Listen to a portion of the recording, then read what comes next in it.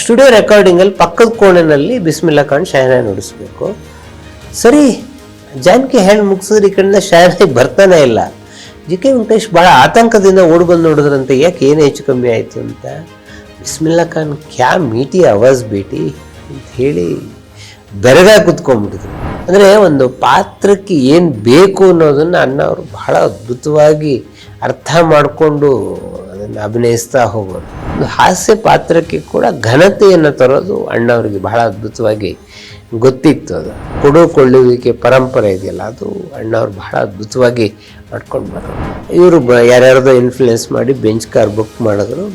Book ಮಾಡಿ bench car delivery ಬಂದು ಒಂದು ದಿವಸ ಆದಮೇಲೆ, ಪಾರ್ವತಿ ಇದು ಯಾಕೋ ನಮ್ಗೆ ಸರಿ ಹೋಗ್ತಾ ಇಲ್ಲ, ನಮಗೆ ನಮ್ಮ ಅಂಬಾಸಿಡರೇ ಸರಿ ಅಂತೇಳಿ.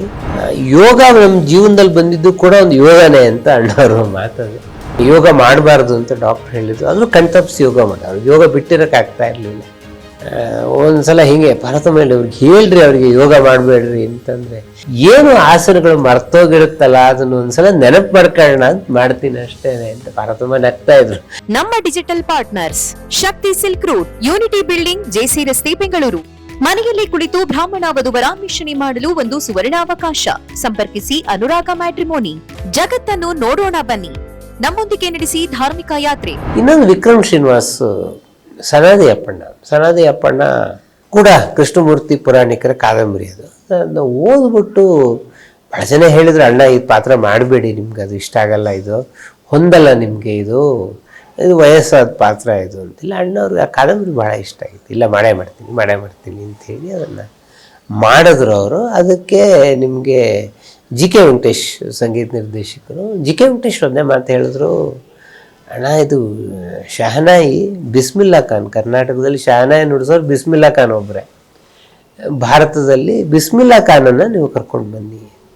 ಸರಿ, ಕಾಶಿಗೆ ಹೋದರು, ಬಿಸ್ಮಿಲ್ಲಾ ಖಾನ್ ಕೈಗೆ ಸಿಗ್ತಾ ಇಲ್ಲ. ಯಾರೋ ಹೇಳಿದ್ರು, ನೋಡಿ ಪ್ರತಿದಿನ ಬೆಳಗ್ಗೆ 9 ಗಂಟೆಗೆ ಬಿಸ್ಮಿಲ್ಲಾ ಖಾನು ಕಾಶಿ ವಿಶ್ವನಾಥನ ದೇವಸ್ಥಾನದ ಎದುರಿಗೆ ಬಂದು ಶಹನಾಯಿ ನುಡಿಸ್ತಾರೆ, ಅಲ್ಲಿ ನೀವು ಅವ್ರನ್ನ ಭೇಟಿ ಮಾಡ್ಬೋದು. ಸರಿ, ವಿಕ್ರಮ್ ಶ್ರೀನಿವಾಸ್ ಅಲ್ಲಿ ಹೋಗಿ ಜೆಂಡಾ ಊರಿ, ಹಿಂಗೆ ಅಣ್ಣ ಅವರು ಪಾತ್ರ ಮಾಡ್ತಾ ಇದ್ದಾರೆ, ನೀವು ಮಾಡಬೇಕು ಅಂತಂದಾಗ ಅವರು ಬಿಸ್ಮಿಲ್ಲಾ ಖಾನು, ನಾನು ಜಂಜುಟ್ಕಿ ಶಹನಾಯಿ ಅಂತ ಒಂದು ಸಿನಿಮಾ ಮಾಡಿದೆ, ನನಗೆ ಅದು ಇಷ್ಟ ಆಗಲಿಲ್ಲ, ಅದು ಬೇಡ, ನಾನು ಮಗುದಲ್ಲ ಅಂತ. ಇವರು ಬಿಡ್ತಾ ಇಲ್ಲ. ಕೊನೆಗೆ ಬಹಳ ಒಪ್ಸಿದ್ಮೇಲೆ, ಆಯಿತು ನನ್ನ ತಂಡದ ಜೊತೆಗೆ ಬರ್ತೀನಪ್ಪ ಅಂಥೇಳಿ ಫ್ಲೈಟ್ ಟಿಕೆಟ್ ಬುಕ್ ಮಾಡ್ತೀನಿ. ನಾನು ಫ್ಲೈಟ್ ಗೀಟಲ್ಲೆಲ್ಲ ಬರಲ್ಲ, ನಾನು ಟ್ರೈನಲ್ಲೇ ಬರ್ತೀನಿ. ಅಷ್ಟು ಜನ ಟ್ರೈನಲ್ಲಿ ಮದ್ರಾಸಿಗೆ ಕರ್ಕೊಂಡು ಜಿ.ಕೆ. ವೆಂಕಟೇಶ್ ಹತ್ರ ಕರ್ಕೊಂಡು.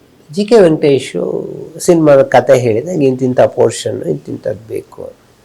ಬಿಸ್ಮಿಲ್ಲಾ ಖಾನ್ ಒಂದೇ ಮಾತು ಹೇಳಿದ್ರು, ನೋಡಿ ನಂಗೆ ಅದೆಲ್ಲ ಗೊತ್ತಿಲ್ಲ, ನಂಗೆ ಶಹನಾಯಿ ನುಡಿಸೋದು ಒಂದೇ ಗೊತ್ತು, ಶಹನಾಯಿ ನುಡಿಸ್ತೀನಿ ನಾನು ಅಷ್ಟೇ. ಜಿ.ಕೆ. ವೆಂಕಟೇಶು ಬಿಸ್ಮಿಲ್ಲಾ ಖಾನ್ ಅಂತವ್ರನ್ನ ಕರೆಸಿದ್ದೀವಿ, ಈಗ ಇವ್ರನ್ನ ವಾಪಸ್ ಕಳಿಸೋದು ಹೆಂಗೆ? ಒಂದು ಕೆಲಸ ಮಾಡಿ, ನೀವು ಒಂದು ವಾರ ಬೆಳಗ್ಗೆ 9 ಗಂಟೆಯಿಂದ ಸಾಯಂಕಾಲ 6 ಗಂಟೆವರೆಗೆ ಸ್ಟುಡಿಯೋದಲ್ಲಿ ಶಹನಾಯಿ ನುಡಿಸಿ, ನನಗೆ ಬೇಕಾದನ್ನು ಆಮೇಲೆ ಕಟ್ ಮಾಡ್ಕೊತೀನಿ. ಭಾಳ ಖುಷಿಯಿಂದ ಒಪ್ಕೊಂಡು ಇದಕ್ಕೆ ಶಹನಾಯಿಯನ್ನು ನುಡಿಸಿದ್ರು. ಆಮೇಲೆ 2 ಸನ್ನಿವೇಶ ಮಾತ್ರ ಹಿಂಗೆ ಬೇಕಾಗಿತ್ತು. ಇನ್ನು ಒಂದೇನು ಅಂತಂದರೆ, ಅದಕ್ಕೊಂದು ಚಾಲೆಂಜ್ ಹಾಡಿದೆ, ಅವನು ಶಹನಾಯಿ ನುಡಿಸ್ಬೇಕು, ಅವಳು ನೃತ್ಯ ಮಾಡಬೇಕು. ಈ ಹಾಡು ಎಸ್ ಜಾನಕಿ ಮತ್ತು ಕರೆದರು ಕೇಳದೆ ಬೆಹಾಗ್ ರಾಗದಲ್ಲಿ ಕಂಪೋಸ್ ಆಗಿರೋದು. ಈ ಕಡೆ ಜಾನಕಿ ಹಾಡಬೇಕು, ಈ ಕಡೆ ರಾಜ್ಕುಮಾರ್ ಶಹನಾಯಿ ನುಡಿಸ್ತಾ ಇರ್ತಾರೆ. ಸಿನಿಮಾ ಸನ್ನಿವೇಶ. ಸ್ಟುಡಿಯೋ ರೆಕಾರ್ಡಿಂಗಲ್ಲಿ ಪಕ್ಕದ ಕೋಣೆಯಲ್ಲಿ ಬಿಸ್ಮಿಲ್ಲಾ ಖಾನ್ ಶಹನಾಯಿ ನುಡಿಸ್ಬೇಕು. ಸರಿ, ಜಾನಕಿ ಹೇಳಿ ಮುಗಿಸಿದ್ರೆ ಈ ಕಡೆಯಿಂದ ಶಹನಾಯಿ ಬರ್ತಾನೆ ಇಲ್ಲ. ಜಿ.ಕೆ. ವೆಂಕಟೇಶ್ ಭಾಳ ಆತಂಕದಿಂದ ಓಡಿ ಬಂದು ನೋಡಿದ್ರಂತೆ, ಯಾಕೆ ಏನು ಹೆಚ್ಚು ಕಮ್ಮಿ ಆಯಿತು ಅಂತ. ಬಿಸ್ಮಿಲ್ಲಾ ಖಾನ್ ಕ್ಯಾ ಮೀಟಿ ಆವಾಜ್ ಬೇಟಿ ಅಂತ ಹೇಳಿ ಬೆರಗಾಗಿ ಕುತ್ಕೊಂಡ್ಬಿಟ್ಟಿದ್ರಂತ. ಮುಗ್ಧವಾದ ಸ್ವಭಾವ ಬಿಸ್ಮಿಲ್ಲಾ ಖಾನ್. ಇನ್ನೊಂದು ಸಿನಿಮಾದಲ್ಲಿ ಸನಾದಿ ಅಪ್ಪಣ್ಣನ ಮಗ ನಗರದಲ್ಲಿರ್ತಾನೆ. ಅವನ ಯೋಚನೆಯಲ್ಲಿ ಒಂದು ಮದುವೆ ಮನೆಗಳನ್ನು ಒಪ್ಕೊಂಡಿರ್ತಾನೆ, ಮಗನಿಗೆ ದುಡ್ಡು ಕಳಿಸ್ಬೇಕು ಅವನ ವಿದ್ಯಾಭ್ಯಾಸಕ್ಕೆ ಅಂಥೇಳಿ. ಅವನು ಅನ್ಯ ಮನಸ್ಕನಾದಾಗ ಅವನಿಗೆ ಗೊತ್ತಿಲ್ಲದ ಒಂದು ತಪ್ಪು ರಾಗವನ್ನು ನುಡಿಸ್ಬಿಡ್ತಾನೆ. ಬಿಸ್ಮಿಲ್ಲಾ ಖಾನ್ ಅಂತ ಅವ್ರ ಹತ್ರ ಒಂದು ತಪ್ಪು ರಾಗ ನುಡಿಸಿ ಅಂತ ಹೇಳ್ಬೇಕಲ್ಲ. ಜಿ.ಕೆ. ವೆಂಕಟೇಶು ಅವ್ರು ಸ್ಟುಡಿಯೋಗೆ ಬಂದು ಕೂಡ ದೊಡ್ಡ ನಮಸ್ಕಾರ ಮಾಡಿಬಿಟ್ಟು ಏನಾಯ್ತಪ್ಪ ಅಂದ್ರೆ, ಒಂದು ತಪ್ಪು ರಾಗ ಹೆಂಗೆ ನುಡಿಸ್ಬೇಕು, ಈ ನಿಮ್ಗೆ ತುಂಬ ಚೆನ್ನಾಗಿ ಸೈಕಲ್ ಹೊಡಿಯೋಕೆ ಬರೋರಿಗೆ ನೀವು ಬೀಳಿ ಅಂತ ಹೇಳಿ ಅದು ಭಾಳ ಕಷ್ಟ, ಬೆಳಕಾಗಲ್ಲ. ಸೈಕಲ್ ಬ್ಯಾಲೆನ್ಸ್ ಅವರಿಗೆ ರಕ್ತದಲ್ಲೇ ಬಂದ್ಬಿಟ್ಟಿರುತ್ತೆ. ಹಾಗೆ ತುಂಬ ಅದ್ಭುತವಾಗಿ ಶಾಯನ ನುಡಿಸೋರಿಗೆ ನೀವು ತಪ್ಪು ನುಡಿಸಿ ಅಂತ ಹೇಳಿ ಭಾಳ ಕಷ್ಟ, ಆಗಲ್ಲ ಅಂತ. ಹಾಗೆ ನುಡಿಸಿ ಅದನ್ನು ರೆಕಾರ್ಡ್ ಮಾಡಿ ಇನ್ನೇನು ಸಿನಿಮಾ ಎಲ್ಲ ಮುಗೀತಾ ಬಂದಾಗ ಮೈಸೂರಿಗೆ ದಸರಾ ಕಾರ್ಯಕ್ರಮಕ್ಕೆ ಬಿಸ್ಮಿಲ್ಲಾ ಖಾನ್ ಬಂದಾಗ ಏನು ಮಾಡಿದ್ದಾರೆ ತೋರಿಸಿ ಅಂದಾಗ ಅಷ್ಟೊತ್ತಿಗಾಗಲೇ ಆಲ್ಮೋಸ್ಟ್ ಫೈನಲ್ ಶೂಟಿಂಗ್ ನಡೀತಾ ಇತ್ತು. ಇನ್ನು 2-3 ಸೀನ್ ಅಷ್ಟೇ ಉಳ್ಕೊಂಡಿತ್ತು. ಅದನ್ನು ಆಗಿರುವಷ್ಟನ್ನು ಹಾಕಿ ತೋರಿಸಿದ್ರೆ ಬಿಸ್ಮಿಲ್ಲಾ ಖಾನ್ ಬೆರಗಾದ್ರಂತೆ. ಅಲ್ಲ, ಶಹನಾಯಿ ನಾನು ನುಡಿಸ್ತಿರೋದು ರಾಜ್ಕುಮಾರ್ ನುಡಿಸ್ತಿರೋದು ಗೊತ್ತೇ ಆಗ್ತಿಲ್ವಲ್ಲ, ಅಂಥ ಅದ್ಭುತ ಕಲಾವಿದ ಅವರು ಅಂತೇಳಿ. ನಿಮ್ಗೆ ಆ ಸಿನಿಮಾ ನೋಡಿದ್ರೆ ಗೊತ್ತಾಗುತ್ತೆ ಅಣ್ಣವರು ಎಷ್ಟು ಆ ಬಾಡಿ ಲ್ಯಾಂಗ್ವೇಜನ್ನು ಫಾಲೋ ಮಾಡಿದ್ದಾರೆ, ಎಷ್ಟು ಅದ್ಭುತವಾಗಿ ಅದನ್ನು ನುಡಿಸಿದ್ದಾರೆ ಅನ್ನೋದು ನಿಮಗೆ ಗೊತ್ತಾಗತ್ತೆ. ಅಂದರೆ ಒಂದು ಪಾತ್ರಕ್ಕೆ ಏನು ಬೇಕು ಅನ್ನೋದನ್ನು ಅಣ್ಣವರು ಬಹಳ ಅದ್ಭುತವಾಗಿ ಅರ್ಥ ಮಾಡಿಕೊಂಡು ಅದನ್ನು ಅಭಿನಯಿಸ್ತಾ ಹೋಗೋರು. ಆಮೇಲೆ ಒಂದು ಕಥೆಯ ಆಯ್ಕೆ ಅಥವಾ ಸಬ್ಜೆಕ್ಟಿನ ಆಯ್ಕೆಗೆ ಸಂಬಂಧಪಟ್ಟ ಹಾಗೆ ಬಹಳ ಸ್ಪಷ್ಟವಾಗಿರೋರು. ಭಾಗ್ಯದ ಲಕ್ಷ್ಮೀ ಬಾರಮ್ಮನೆ ಉದಾಹರಣೆ, ಸಂಗೀತಂ ಶ್ರೀನಿವಾಸರಾವ್ ಅವರ ಸಿನಿಮಾದು ಅದರ ಕಥೆಯನ್ನು ಕೇಳಿದಾಗ ಎಲ್ಲ ಒಂದು ಕಡೆ ಅನ್ನಿಸ್ತು ಅಂತ ಅಣ್ಣ ಅವ್ರಿಗೆ, ಇದು ಯಾಕೋ ಹೊಂದಿಕೆ ಆಗ್ತಾ ಇಲ್ಲ ಅಂತ. ಆಮೇಲೆ ಪಾರ್ವತಮ್ಮ ಅಂದ್ರಂತೂ ಎಲ್ಲ ನಾಯಕಿಗೆ ಇಂಪಾರ್ಟೆನ್ಸ್ ಇದೆ, ಕತೆ ಒಪ್ಕೋಬೇಡಿ, ಹಾಸ್ಯ ಪಾತ್ರ ಮಾಡೋವಂಥ ಕತೆ ಇದು, ಯಾಕೆ ಒಪ್ಕೋಬಾರ್ದು ಅಂತ ಹೇಳಿ ಬಹಳ ಅದನ್ನು ಮತ್ತೆ ರೀವರ್ಕ್ ಮಾಡಿದಾಗ ಒಂದು ಶೇಪಿಗೆ ಬಂತು. ಈ ಹಾಸ್ಯ ಪಾತ್ರಗಳು ಅಣ್ಣವ್ರಿಗೆ ಬಹಳ ಇಷ್ಟ. ಅದನ್ನು ಆ ಸಿನಿಮಾದಲ್ಲಿ ಬೇರೆ ಅದು ಕೊನೆಯ ಕ್ಲೈಮ್ಯಾಕ್ಸ್ ಸನ್ನಿವೇಶ ಅಂತೂ ಅಣ್ಣವ್ರು ಬಹಳ ಎಂಜಾಯ್ ಮಾಡೋದು. ಅದನ್ನು ಅವ್ರು ಮತ್ತೆ ಟಿ ವಿನಲ್ಲಿ ಹಾಕ್ಕೊಂಡು ನೋಡೋರು, ಅದು ಎಷ್ಟು ಸೊಗಸಾಗಿದೆ, ಮತ್ತೊಂದು ಸಂದೇಶ ಕೂಡ ಇದೆ ಅದರೊಳಗೆ ಅಂಥೇಳಿ. ಈ ನಿಮಗೆ ಸ್ವಲ್ಪ ಕೆಳದಾಟಿ ಹಾಸ್ಯ, ಇನ್ನೊಬ್ಬರನ್ನ ಲೇವಡಿ ಮಾಡೋದು, ಇದನ್ನು ಹಾಸ್ಯ ಅವತ್ತು ಅಣ್ಣವ್ರು ಹೋಗ್ತಾ ಇರಲಿಲ್ಲ. ದಾದಾ ಕೊಂಡ್ಕೆ ಮರಾಠಿಯ ಬಹಳ ದೊಡ್ಡ ನಿರ್ಮಾಪಕರು. ದಾದಾ ಕೊಂಡ್ಕೆ ಅವರು ಸುಮಾರು ಸಿನಿಮಾಗಳು ಮಾಡಿದ್ದಾರೆ. ಎತ್ತ ಸದಾಶಿವ ಅಂತ ಒಂದು ಸಿನಿಮಾ, ಬಹಳ ಪ್ರಸಿದ್ಧವಾದಂಥ ಸಿನಿಮಾ ಅದು. ಅದನ್ನು ಕನ್ನಡದಲ್ಲಿ ಮಾಡಬೇಕು ಅಂತಂದಾಗ ಅದರ ಕಥೆಯೆಲ್ಲ ತೊಗೊಂಡು ಬಂದಾಗ ಅಣ್ಣವ್ರು ಹೇಳಿದ್ರು, ಯಾರೋ ಹಳ್ಳಿಯಿಂದ ಬಂದಿರ್ತಾರೆ, ನಗರಕ್ಕೆ ಬಂದು ಒದ್ದಾಡ್ತಾನೆ, ಸರಿ, ನಾವು ಎಲ್ಲ ಹಳ್ಳಿಯಿಂದಲೇ ಬಂದವರಲ್ಲಪ್ಪ, ನಾವು ಸಿಟಿಗೆ ಬಂದು ಹಿಂಗೆ ಒದ್ದಾಡ್ದವ್ರು ತಾನೆ, ಅದು ತಮಾಷೆ ಮಾಡೋ ವಿಷಯ ಅಲ್ಲ, ಅದು ಜೀವನದ ಸತ್ಯ. ಅದು ಕಥೆನೇ ಬೇರೆ ಥರ. ಸೋಮಶೇಖರ್ ಅದನ್ನು ನಿರ್ದೇಶನ ಮಾಡಿದ್ರು, ಬಂಗಾರದ ಪಂಜರ ಅಂತ ಹೇಳಿ. ಆಮೇಲೆ ದಾದಾ ಕೊಂಡ್ಕೆ ಆ ಸಿನಿಮಾನ ನೋಡಿ ಹೇಳಿದ್ರು, ಇದು ನನ್ನ ಸಿನಿಮಾ ಬೇರೆ, ಇದೇ ಬೇರೆ, ಇದು ಬೇರೆ ಥರ ಮಾಡಿದ್ದಾರೆ ಅಣ್ಣವರು ಅಂತೇಳಿ. ಅಂದರೆ ಒಂದು ಹಾಸ್ಯ ಪಾತ್ರಕ್ಕೆ ಕೂಡ ಘನತೆಯನ್ನು ತರೋದು ಅಣ್ಣವ್ರಿಗೆ ಬಹಳ ಅದ್ಭುತವಾಗಿ ಗೊತ್ತಿತ್ತು ಅದು. ಆಮೇಲೆ ದಾದಾ ಕೊಂಡ್ಕೆ ಬಂದ್ಬಿಟ್ಟು ಸನಾದಿ ಅಪ್ಪಣ್ಣ ನಾನು ಮರಾಠಿನಲ್ಲಿ ಮಾಡ್ತೀನಿ ಅಂಥೇಳಿ ಮರಾಠಿನಲ್ಲಿ ಅವ್ರು ಮಾಡಿದ್ರು. ಅದಕ್ಕೆ ಬೇಕಾದ ಎಲ್ಲ ಸಲಹೆಗಳನ್ನು ಅಣ್ಣವರು ಕೊಟ್ಟಿದ್ರು ಸಿನಿಮಾಕ್ಕೆ.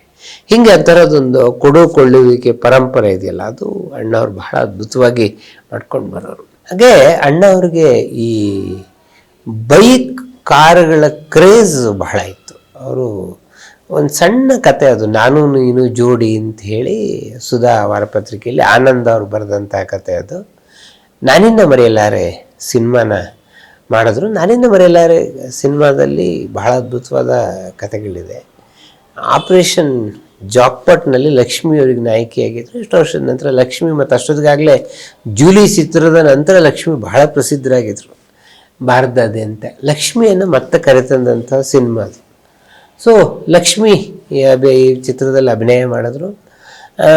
ನಾನಿಂದ ಮರೆಯಲಾರೆ ವೀರಸ್ವಾಮಿಯವರ ಪ್ರೊಡಕ್ಷನ್, ಅದರ ಬೈಕ್ ಮತ್ತು ಅಣ್ಣವರು ವಿಗ್ ಹಾಕಿದ ಮೊದಲ ಸಿನಿಮಾದ. ಯಾಕಂದರೆ ಆ ಬೈಕ್ ರೈಡಿಂಗಿಗೆ ಬೇಕು ಅನ್ನೋದು ಅದರಲ್ಲಿ ಬಹಳ ಮುಖ್ಯವಾದ ಉದ್ದೇಶ ಆಗಿತ್ತು.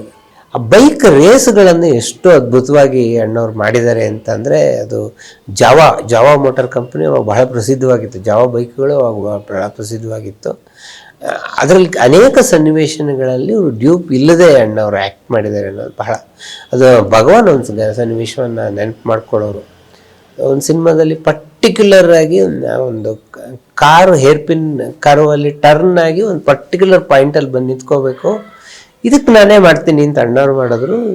ಆ ಕಾರನ್ನು ಹೇರ್ಪಿನ್ ಕರ್ವಲ್ಲಿ ಟರ್ನ್ ಮಾಡಿ ಕರೆಕ್ಟ್ ಸ್ಪಾಟಿಗೆ ತಂದು ನಿಲ್ಲಿಸಿದ್ರು ಒಂದು ಚೂರು ಶಾರ್ಟ್ ವ್ಯತ್ಯಾಸ ಆಗಲಿಲ್ಲ. ಅಂದರೆ ಅಷ್ಟು ಕಂಟ್ರೋಲ್ ಇತ್ತು ಅವ್ರಿಗೆ ಗಾಡಿಗಳ ಮೇಲೆ.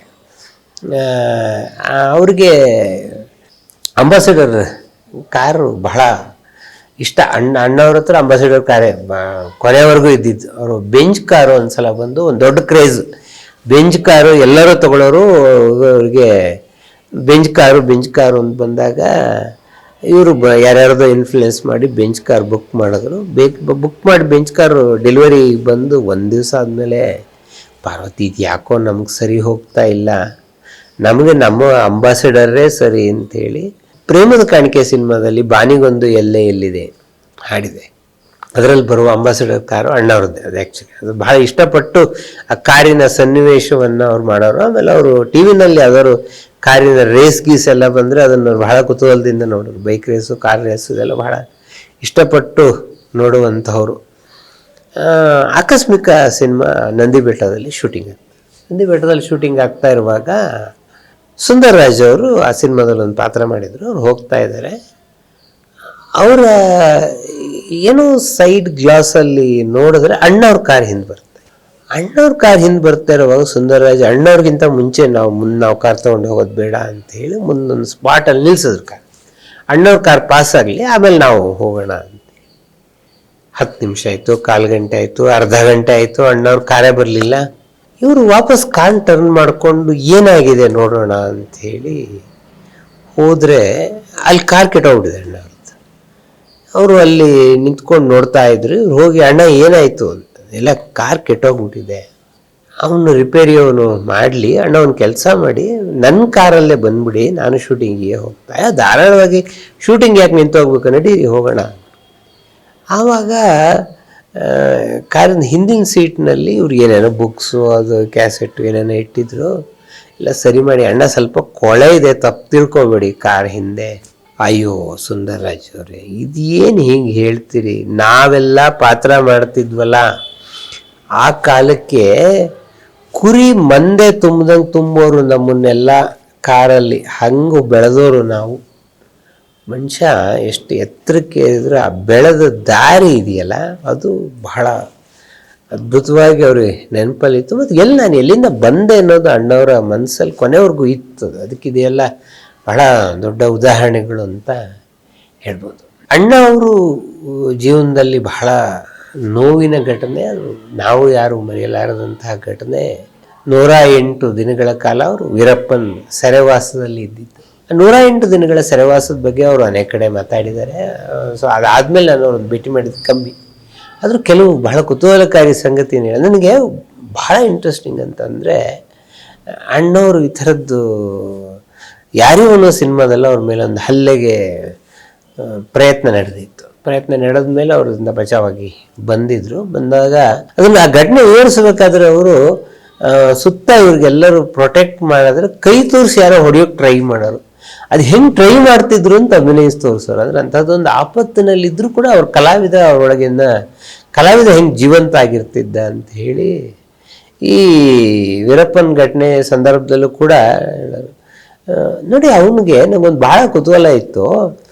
ಈ ವೀರಪ್ಪನ ಮೀಸೆ ಇದೆಯಲ್ಲ, ಅದು ಯಾವಾಗಲೂ ಕಪ್ಪು ಮೀಸೆನೇ ಇರೋದು, ದೊಡ್ಡ ಮೀಸೆ. ಅದು ಹೆಂಗೆ ಕಾಡಲ್ಲೇ ಇರ್ತಾನೆ, ಅದು ಹೆಂಗೆ ಕಪ್ಪು ಮೀಸೆ ಅಂತಿದ್ದೆ ನಾನು. ಅದನ್ನು ಭಾಳ ಕುತೂಹಲದಿಂದ ಗಮನಿಸ್ತಿದ್ದೆ.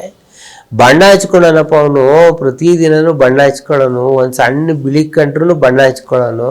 ಆಮೇಲೆ ಆ ವೀರಪ್ಪನ ಉಬ್ಬಿದ ಹೊಟ್ಟೆ ನೀವು ನೋಡಿರ್ಬೋದು ಆ ಫೋಟೋದಲ್ಲಿ. ಏನಿರ್ತಿತ್ತು ಅಂತಂದರೆ ಅದರಲ್ಲಿ ಒಂದಿಷ್ಟು ಔಷಧಿಗಳು, ಬಿಸ್ಕೆಟ್ ಪ್ಯಾಕೆಟು, ಈ ಥರದ್ದೆಲ್ಲ ಇಟ್ಕೊಂಡಿರ್ತಿದ್ದ ಅವನು ಅಂತ ಅಣ್ಣವ್ರು ಅದನ್ನು ಹೇಳೋರು. ಆಮೇಲೆ ಅವನು ಹೆಂಗೆ ಇವ್ರ ಜೊತೆಗೆ ಇಲ್ಲ ಭಾಳ ಗೌರವ ಇತ್ತು. ಅವನು ಯಾವುದೋ ಹಳೆ ಬ್ಲ್ಯಾಕ್ ಆ್ಯಂಡ್ ವೈಟ್ ಸಿನಿಮಾ ಅಣ್ಣವ್ರದ್ದೊಂದು ನೋಡ್ಬಿಟ್ಟಿದ್ದಾನೆ.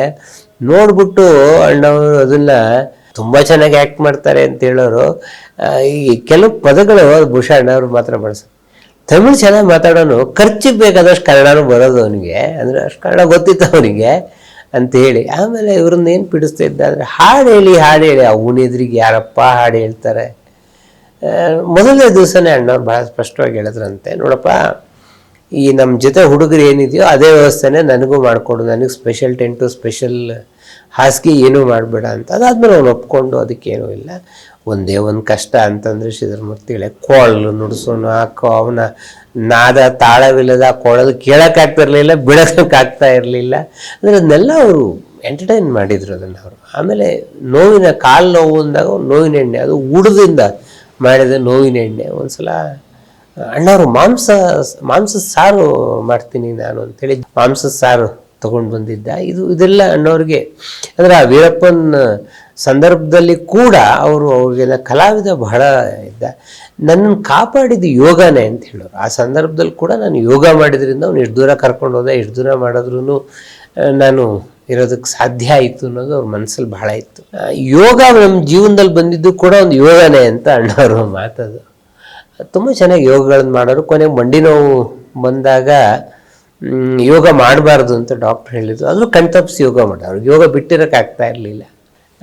ಒಂದು ಸಲ ಹೀಗೆ ಭಾರತ ಮೇಲೆ ಅವ್ರಿಗೆ ಹೇಳ್ರಿ, ಅವರಿಗೆ ಯೋಗ ಮಾಡಬೇಡ್ರಿ ಅಂತಂದರೆ, ಎಲ್ಲ ಶ್ರೀಧರಮೂರ್ತಿಗಳೇ ನಾನು ಯೋಗ ಮಾಡಲ್ಲ, ಏನು ಆಸನಗಳು ಮರ್ತೋಗಿರುತ್ತಲ್ಲ ಅದನ್ನು ಒಂದ್ಸಲ ನೆನಪು ಮಾಡ್ಕೊಳ್ಳೋಣ ಅಂತ ಮಾಡ್ತೀನಿ ಅಷ್ಟೇ ಅಂತ ಭಾರತಮ್ಮ ನಗ್ತಾ ಇದ್ರು ಇವರು ಈ ಮಾತನ್ನು ಹೇಳುವಾಗ.